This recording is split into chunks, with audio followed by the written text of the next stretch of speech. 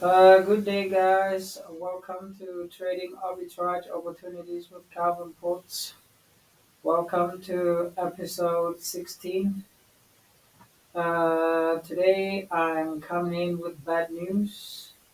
Even though we were able to break the previous high, validating this, which is a validation for this order block, we broke the previous low and then we broke the previous high. And that validates, it's a validation that price will, come back here and to the order block and take off.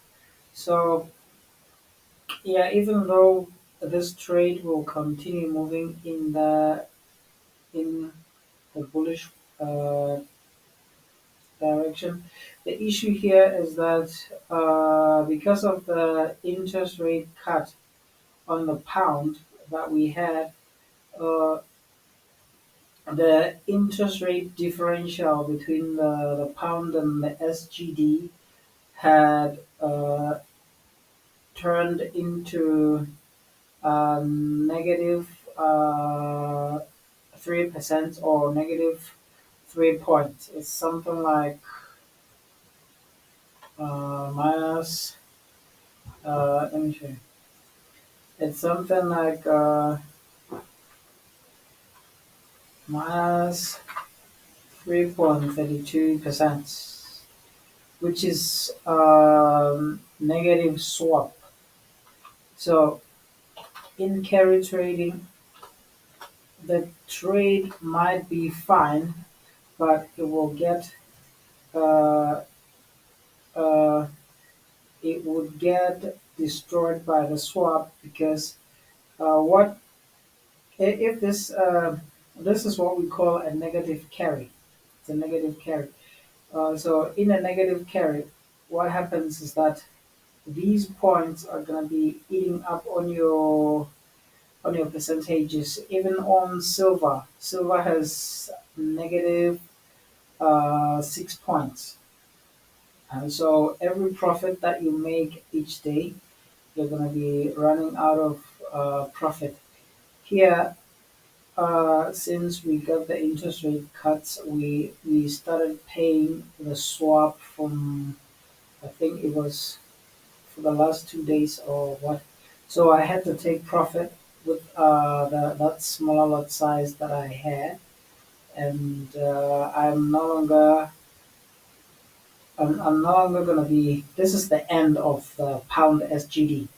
That means we need to be looking at other trades. I have the pound CAD is providing us a positive swap. So I had a small lot size position on it, and the pound CAD was continuing to give us what we are looking for. So this would be the current trade that we're going to be talking about. The pound SGD for this year, next year, or the entire recession. We're no longer going to be talking about the pound SGD. This is the new, and that's what happens in carry trading. Sometimes, even when the economic divergence is beautiful, you cannot take the trade because of the negative swap. Even if we're going to be holding pound SGD short, it's giving an even bigger swap. So we're going to be looking at other currencies so that we can get that beautiful positive swap. So what happens with economic divergence is that you might get a reversal from here, but the horizon, the pullback horizon might not be where you think it is. It might give you it might give you something like this. It might give you a reversal at a time where you're no longer thinking about a reversal. So that's what happens with economic divergence. The market flies away. Economic divergence is, let me try to explain this part. let's say we have a GBP. Oh, so we have a GBP CAD. And what happens in economic divergence? Let me separate these currencies. Hmm. I was not planning to be teaching what I'm teaching now. What happens? Okay, this is the CAD. What happens in economic divergence is when the pound is we having a positive economic sentiment on the pound and a negative economic sentiment on the SGD on the CAD. So what happens is that when the pound increases, the CAD becomes weaker.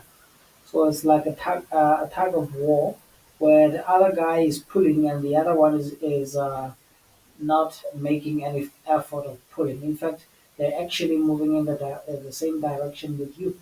So that's why we don't get those necessary pullbacks. We might get a pullback, but it might give us something like this before we even get to see that pullback. So that's what happens. So here we paid the swap a little bit until up here, and I decided that today I'm going to be taking profit because at the end of the week we're going to be expecting a tiny pullback. This is where the week is this week. So as you can see, we did not get that much of pullbacks. So at the end of this week, uh, uh, I had to close, even if the market continues to take us above this high here. Uh, I'm closing my trade because of that negative swap. It's not that big of a swap, but I have a pound cat that is giving me a positive carry. So I'll continue with the cat and close that SGD. Let me show you something else here. Here in commodity currencies, what happens is that commodity currencies listen to the global supply chain pressure index. So since the global supply chain pressure index was increasing, currencies like the pound, the AUD, the NZD, those commodity currencies, they do become bullish, but not that much bullish. So at the moment, the CAD is collapsing because it's a commodity currency, and the global supply chain pressure index has been, collapsing ever since. So this is another thing that I look at. Here on the Singapore dollar, we're no longer going to be talking about the Singapore dollar. We can talk about the Singapore dollar with the US dollar, which is USD SGD, and not with the pound. We might use another currency, but not with the pound. And at the moment, it's the pound and the USD. So we're going to be talking about the USD. But I don't like trading the USD SGD because though both currencies are correlated, they're going to be moving in the same direction, which is not a good idea. So here, the unemployment rate was giving us a constant, negative uh, uh, signal that the currency is going to be bearish. So we will correct in trading that currency. This is the CAD. The issue with the CAD is that economically, the CAD is giving us a positive growth. So selling the CAD may no longer be a good idea. So we're going to be monitoring that trade, and when it gets to, there's a high possibility that it might continue to do that. But I'm expecting a crazy, an explosive bullish run in that CAD. It might not happen now. Perhaps it might happen. I think in when the dollar is pumping. I think that might be in November and December, between November and December. That's where we're gonna be buying the CAD. So so when we're buying the CAD, what we are expecting on the unemployment, we are expecting something. Uh, we're expecting a bit lower than 6.9%, which is something like 6.6%, 6.5% down here. So we're expecting a bit lower. That's based on the economic growth in the CAD. So that's what I was trying to talk to you guys about. The pound SGD is gone. Now we're remaining with the pound CAD. And the lot size that I was using here was not the biggest because I did not believe in the pound cutting interest rates because I was invested. I was looking at the economic performance of the currency, and so the central bank decided to cut rates based on the GDP. So the inflation was okay, but they decided to cut interest rates based on the SGB. Nonetheless, I believe that the interest rate cut on the pound was the last of interest rate cuts on the pound for the year.